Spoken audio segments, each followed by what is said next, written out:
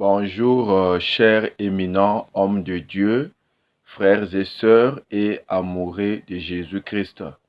C'est votre humble serviteur, le pasteur Solodon Junior, de l'Église Fondement des Apôtres et des Prophètes.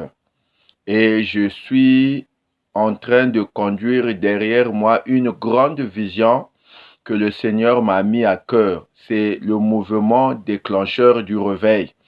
Et dans ce mouvement-là, ce n'est pas une plateforme, mais nous nous rassemblons avec tous ceux qui croient qu'il y a encore quelque chose que Dieu n'a pas encore fait pour notre pays, le Congo. Cet après-midi, je suis là toujours pour répondre à une série de questions qui m'a été posée. Pourquoi le réveil du Congo tarde? Pourquoi le réveil du Congo est en train de tarder? Je peux vous dire, frères et sœurs, dans l'histoire des nations, le seul pays au monde qui a une histoire douteuse sur la marche chrétienne, c'est notre pays, le Congo. D'autres diront parce que nous sommes colonisés par les Français et les Français ne croient pas en des personnes, c'est des orgueilleux et nous aussi, nous ne croyons pas. Beaucoup te diront que le Congo n'a pas connu de réveil. Beaucoup te diront que le Congo n'a pas de père. Mais moi, ce que je veux simplement dire ceci, je ne veux pas rentrer dans ce genre de débat, mais je veux simplement poser les bases. Pourquoi la venue du Christ tarde dans notre pays, le Congo, sous forme de réveil? Je prends le livre de Matthieu, chapitre 25. Je peux prendre le verset 5. La Bible dit, « Comme l'époux tardait, toutes s'assoupirent et s'endormirent.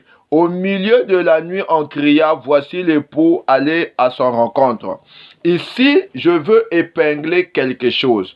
Voilà les 10 vierges qui étaient là parce qu'ils avaient une promesse, parce qu'ils avaient entendu une prophétie, parce qu'ils avaient écouté ainsi dit l'Éternel, et c'est ce qu'ils attendaient comme l'accomplissement. Mais la Bible dit qu'au milieu de la nuit, tous s'assoupirent et s'endormirent. Nous voyons que les 5 vierges folles, et que la Bible appelle par folles, s'endormirent. Pendant que les autres étaient en train de veiller, eux, ils s'endormirent. Qu'est-ce qui a fait que ces gens-là puissent s'endormir? Parce qu'ils ne trouvaient plus de l'intérêt pour attendre encore l'arrivée de l'époux. Et 2, parce qu'ils avaient leur renommée qu'ils voulaient garder. Et de 3, parce qu'ils avaient un problème d'argent. Et de 4, parce qu'il y avait la division au milieu d'eux. Il y a certains qui croyaient qu'il fallait encore attendre, mais il y a ceux-là qui croyaient que même si on attendait, rien ne pouvait se faire. Frères et sœurs dans le Seigneur, il n'y aura jamais un réveil dans notre nation lorsque les prédicateurs s'attardent sur les enseignements d'argent. Lorsqu'il y a l'amour d'argent, le Saint-Esprit fuit. La Bible dit dans le livre de Timothée que l'amour de l'argent est la racine de tous les maux. Celui qui aime l'argent aime la renommée, qu'on ne parle que de lui-même.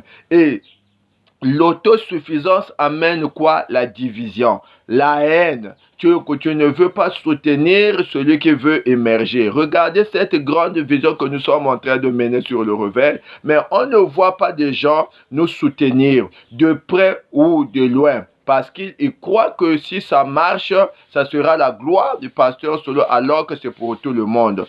La troisième chose qui fait que l'esprit ou le réveil tarde à venir, c'est parce que nous avons falsifié la parole du Seigneur. Nous avons inventé des messages pour plaire aux hommes. La Bible dit que dans le livre de Timothée, qu'au dernier jour, quelques-uns abandonneront la foi, s'attacheront à des fables, à des esprits séducteurs, à des doctrines des démons. Aujourd'hui, lorsqu'on prêche, si on ne touche pas le mariage, si on ne touche pas le voyage, si on ne touche pas la fécondité et le travail, c'est comme si le prédicateur n'a pas bien prêché. Et la quatrième des choses, c'est les intérêts égoïstes que nous voyons dans le livre de Matthieu. Il dit que tous s'endormirent et s'assoupirent. Personne ne croyait plus au corps du Christ. Personne ne croyait plus au salut des nations. Personne ne croyait plus que la promesse devait s'accomplir. Parce que chacun regardait les promesses par rapport à sa vie. Chacun regardait la promesse par rapport à sa relation avec Dieu. Mais je vous encourage, vous hommes de Dieu, vos frères et sœurs, qui sommes en train de prêcher la vérité, qui continuons à attendre et à espérer, croyons encore, ça arrivera et c'est pour bientôt. Que l'Éternel vous bénisse.